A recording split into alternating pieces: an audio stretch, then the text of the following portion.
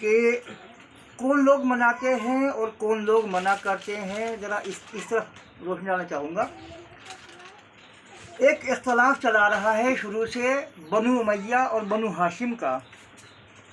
आज भी बनु उमैया वाले लोग, यानी जो वो वाक़या गुज़रा है यजीद और माविया और अबू सुफियान पे, और एक तरफ ये ख़ानदान था आले रसूल का, इमाम हुसैन, इमाम हसन, मौला अली, तो इनमें भी इख्तलाफ था। बुनियादी तौर पे वो ये था कि बनु उमैया के लोग उनसे हसद किया करते थे। वो नहीं चाहते थे कि ये बनु हाशिम या रसूल का ख़ानदान ये आगे बढ़े, और उसको उन्होंने रोकना चाहा। वहाँ उन्होंने एक हुकूमत कायम की जिसमें इमाम हुसैन का पैगाम ये था कि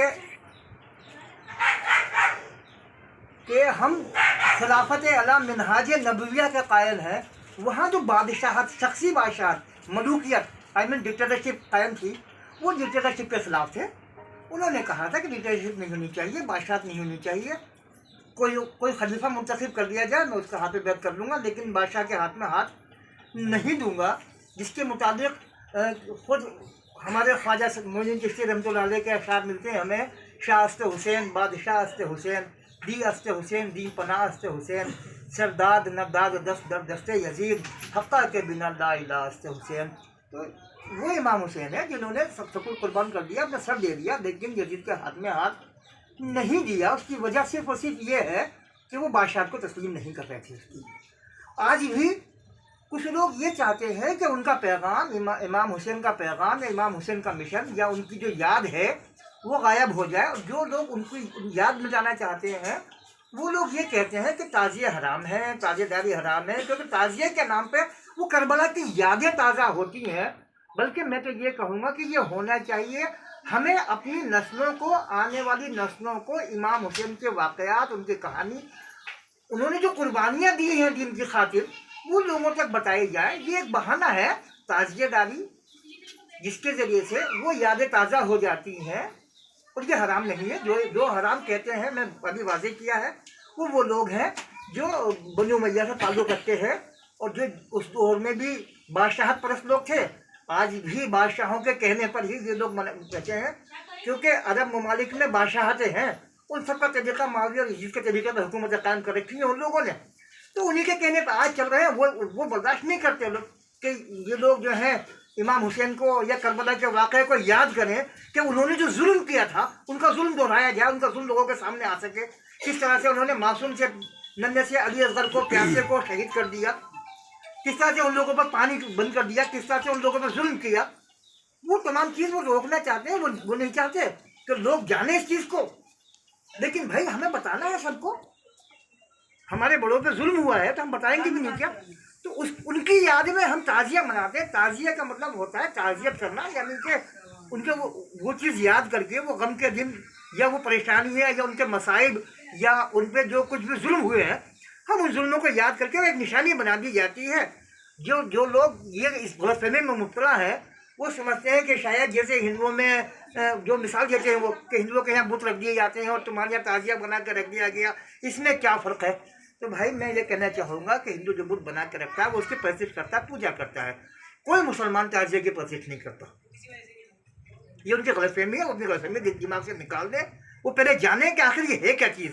ये याद मनाई जा रही है, ये निशानी रखी है, एक अलामत के तौर पर रखी है, ताकि उनको याद जो है वो जहन में हमारे फोकस वही रहे कि हाँ, हमारे बड़ों के साथ उस आज से 14 साल पहले करबला के मैदान में तपती हुई रेत पर कैसे उन लोगों ने जुल्म किया, उन पर 72 लोगों पर उन पर पानी बंद कर दिया, वो पानी भी से भी तरसा दिया उन लोगों को। वो इंसानियत सोच मजालिम थे। वो ऐसे जुल्म को याद करना और अपने आने वाली नस्लों तक बताना, पहुँचाना कि भाई हमारे बड़ों के साथ किसी ने कितने बड़ा जुल्म किया था, कैसे कैसे किया था, हम वो बताना चाहते हैं।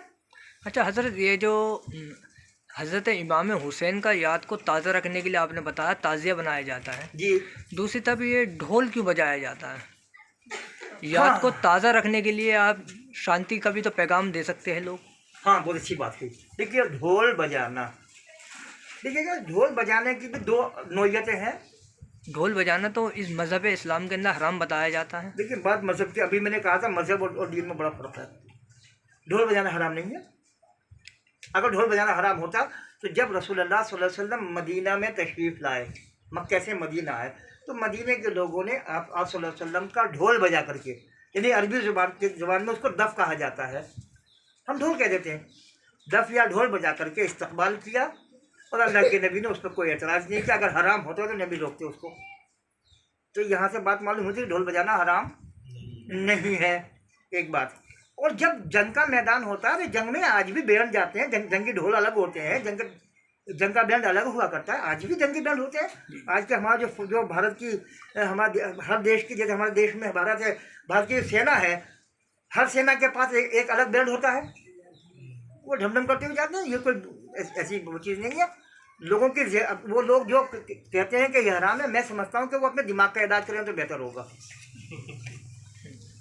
अच्छा सरकार, एक छोटा सा मिशन और आपसे पूछना है। जी फरमाइए। जैसे चाहने वाले लोग सरकार की दरगाह पे जाते हैं, वहाँ पे माटा टेकते हैं, सरकार बुजुर्गानी दीन से मोहब्बत करते हैं। हाँ। कुछ लोगों का कहना ये है कि सजदा जो है खुदा को है। हाँ। और ये दरगाहों पे जाना गलत है, मना है। जी जी जी। और ये अपने पे से एक मक्खी नहीं उड़ा सकते। इसके हाँ, बारे में आपका क्या विचार? बहुत अच्छा, ये भी अच्छा सवाल है। पहली चीज़ तो ये है कि हमें समझना होगा कि सजदा कहते किसको है। अल्लाह रब्बुल इज़्ज़त फरमा रहा है कुरान मजीद के अंदर, वन नजमु व शजरु यसजुदान, बेशक नजम यानी सितारे और शजर पेड़ पौधे सजदा करते हैं। क्या कभी आपने किसी सितारे को सजदा करता हुआ देखा या पेड़ को सजदा करता हुआ देखा है, जिसको आप सजदा कह रहे हो? क्योंकि माथा ज़मीन पर रखने का नाम, पेशानी ज़मीन पर रखने का नाम सजदा नहीं है। सजदे का मायने है मुकम्मल इताअत कबूल करना। क्योंकि अल्लाह रब्बुल इज़्ज़त ने आदम अलैहिस्सलाम को अपना खलीफा बनाया, सफ़ीउल्लाह बनाया, और उसके बाद में क्या ऐलान किया, वक़ुल्ना लिल मलाइकति इसजुदू लि आदम फसजदू इल्ला इब्लीस।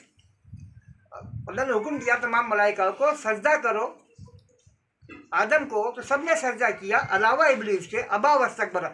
अभी तकब्बुर बता रहा, तकब्बुर की जो जिद है वो सजदा है, क्योंकि उसने तकब्बुर किया, यानी उसने इताअत, आदम की इताअत कबूल करने से मना कर दिया।